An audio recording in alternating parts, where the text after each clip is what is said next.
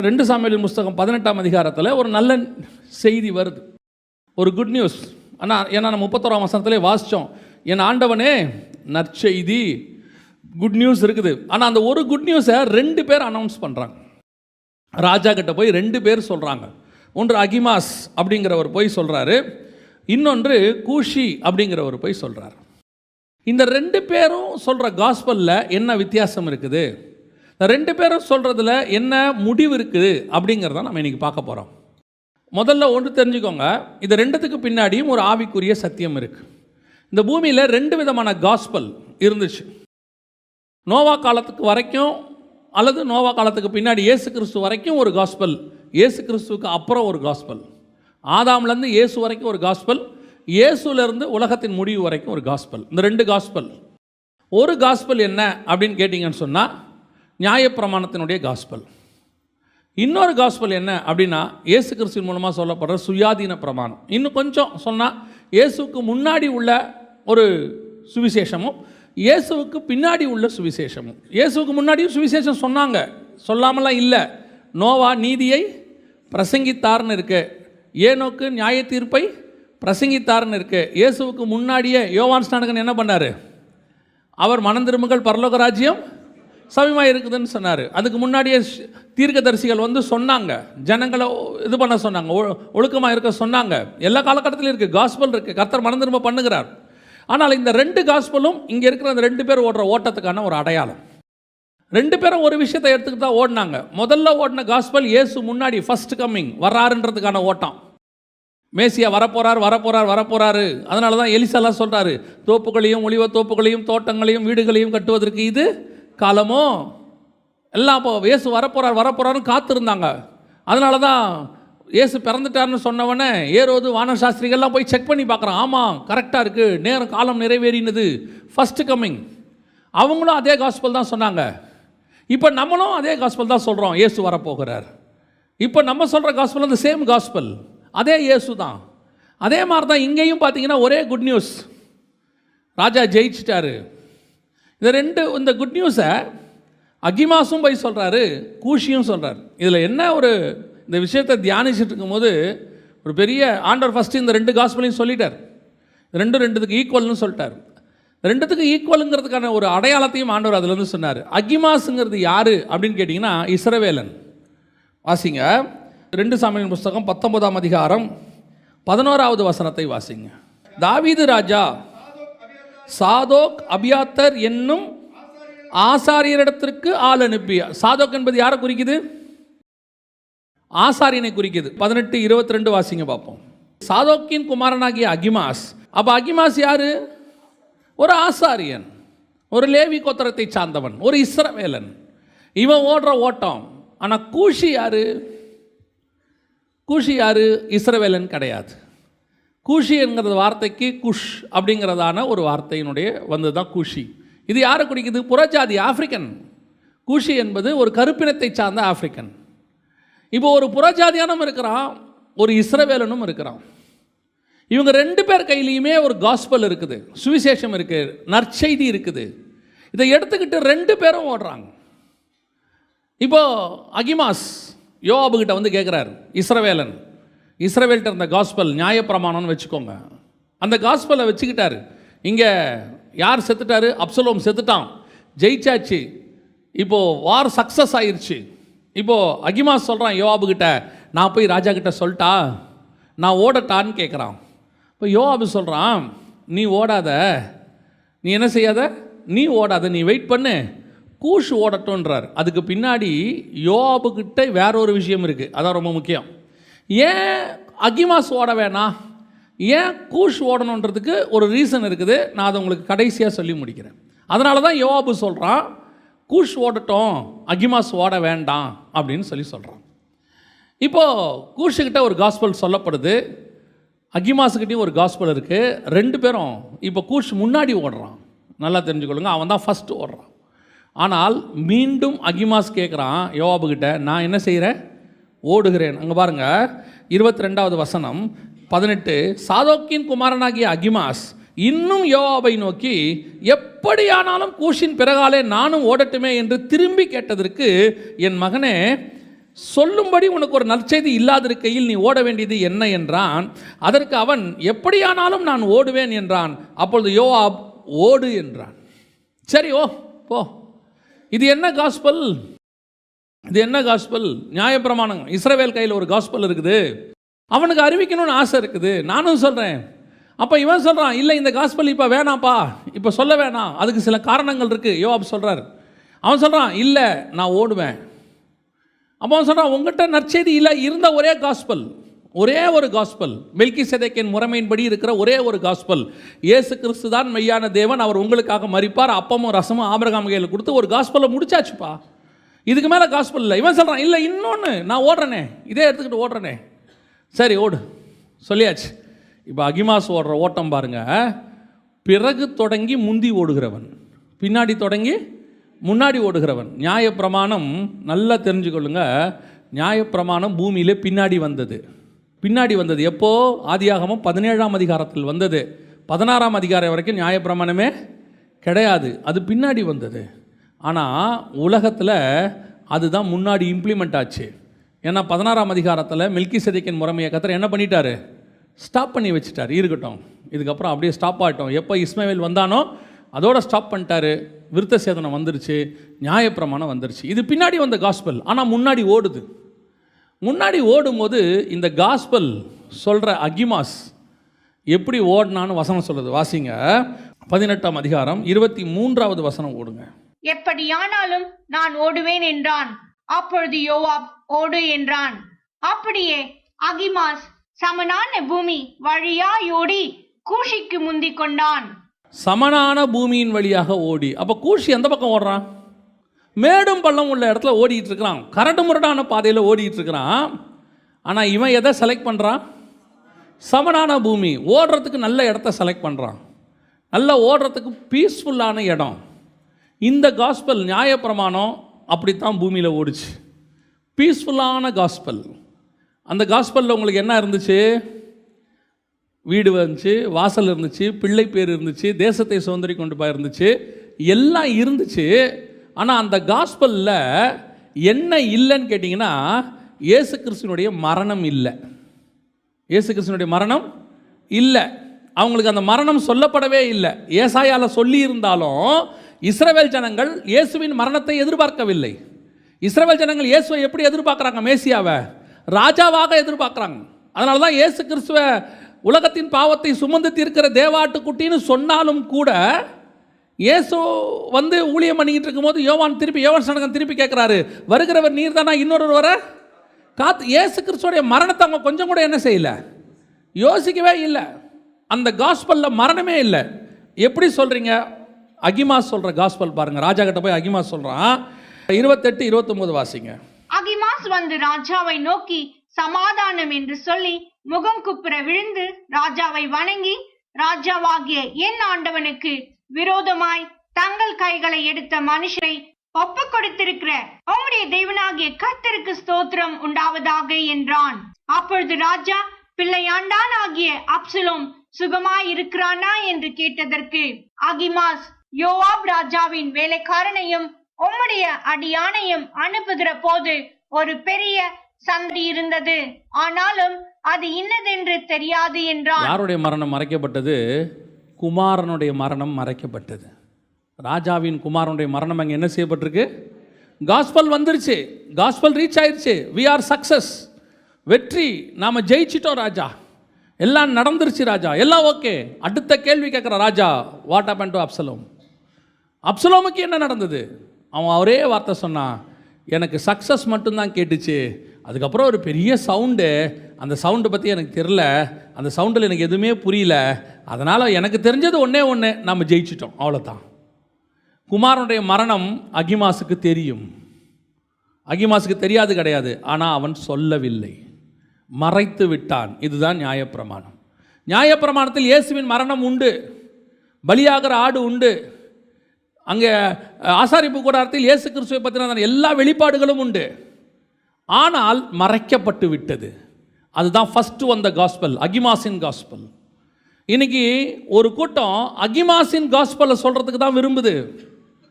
எப்படி விரும்புது? சமனான பூமியின் வழியாக ஓடணும், பீஸ்ஃபுல்லாக ஓடணும். எந்த விதமான பிரச்சனையிலையும் நம்ம சிக்கி கொள்ளக்கூடாது. ஊழியம் பண்ணுறோமா, பீஸ்ஃபுல்லாக பண்ணணும். ஆனால் கூஷோடைய ஓட்டம் எப்படிப்பட்ட ஓட்டம்? அது புறஜாதி சபையினுடைய ஓட்டம். கூஷ் புறஜாதியான ஆப்பிரிக்கன். இஸ்ரவேல் ஓட்டத்துக்கும் புறஜாதியான ஓட்டத்துக்கும் வித்தியாசம் இருக்கு. உங்களையும் என் ஆண்டவர் என்னையும் ஓட வச்சிருக்கிற ஆண்டவர் தான் இஸ்ரவேலனையும் ஓட வச்சாரு. ஆனால் ஒரு காலத்தில் இஸ்ரவேலர்கள் ஓடின ஓட்டம் சமானான பூமியின் வழியான ஓட்டம். உங்களுக்கும் எனக்கும் கர்த்தர் நியமிச்சிருக்கிற ஓட்டம் கரடு முரடான ஓட்டம். நம்ம பாதை கொஞ்சம் கரடு முரடாக தான் இருக்கும். ஆனால் எதை செலக்ட் பண்ணுறோம்? இப்போ அகிமாஸ் ஏன் சமனான பூமியை செலக்ட் பண்ணா தெரியுமா? சமனான பூமியின் வெளியே நான் ஓடினா ராஜாவை சீக்கிரம் போய் பார்த்துருவேன். அவனுடைய ஒரே நோக்கம் கூஷை முந்த வேண்டும்.